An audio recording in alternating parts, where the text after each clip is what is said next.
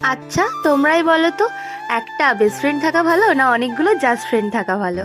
আমার কিন্তু মনে হয় জানো তো, যে একটা বেস্ট ফ্রেন্ড থাকার থেকে আমার অনেকগুলো জাস্ট ফ্রেন্ড মানে ভালো বন্ধু থাকলেই হবে। তাই আজকে হলো আমার মানে আমাদের একটা জাস্ট ফ্রেন্ড মানে আমার একটা ভালো বান্ধবীর আইবুড়ো ভাত। আর আমরা ওর বান্ধবী হয়ে কিছু ওর জন্য আয়োজন করব না, সেটা কি করে হয় বলো তো? আমরা তাই হঠাৎ করেই প্ল্যানিং করে ফেললাম যে ওর আইবুড়ো ভাত দেবো।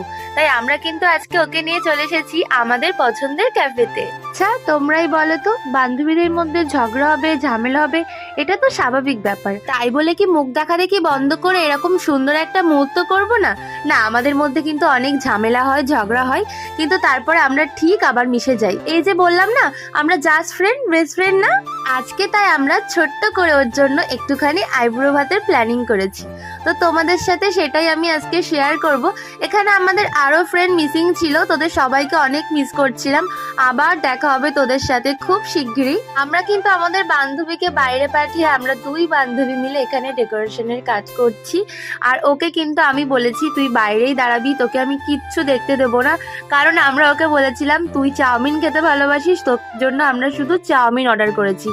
ওর কোনো রকম মাথাই ছিল না আমরা ওর জন্য এত কিছু করতে পারি, মানে যাই করেছি সামান্য কিছু, কিন্তু ওর জন্য এটা অনেক কিছু ছিল। আর আমরা ওকে জাস্ট বলেছিলাম তোর জন্য শুধু চাউমিন করেছি আমরা। তো তারপর ওকে বাইরে পাঠিয়ে দিলাম, আমি ওর ফোনটা ওকে দিয়ে আসলাম কারণ ওর হাজবেন্ড ফোন করছিল।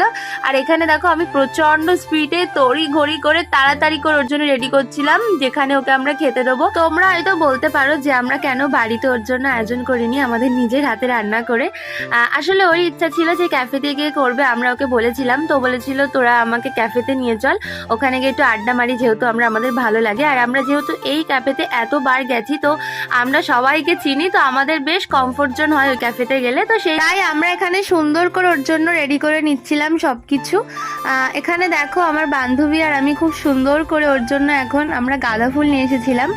আরো ভালো করে ডেকোরেশন করা যেত, কিন্তু আমরা মানে হট করে প্ল্যানিংটা হয়েছে, তো আমরা যেটুকু পেরেছি করার চেষ্টা করেছি যাতে ওর ভালো লাগে। আর ও কিন্তু বাইরে বসে বসে কোনো কিছুই ভাবতে পারছিল না, যে ওর কোনো আইডিয়াই ছিল না।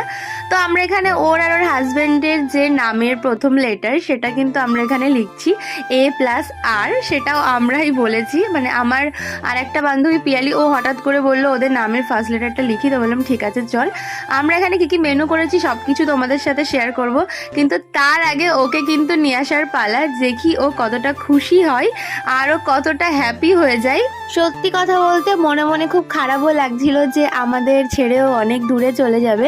হ্যাঁ, অবশ্যই অনেকটাই দূরে চলে যাচ্ছে ও, কারণ ওর কাছাকাছি বিয়ে হচ্ছে না। তো আমরা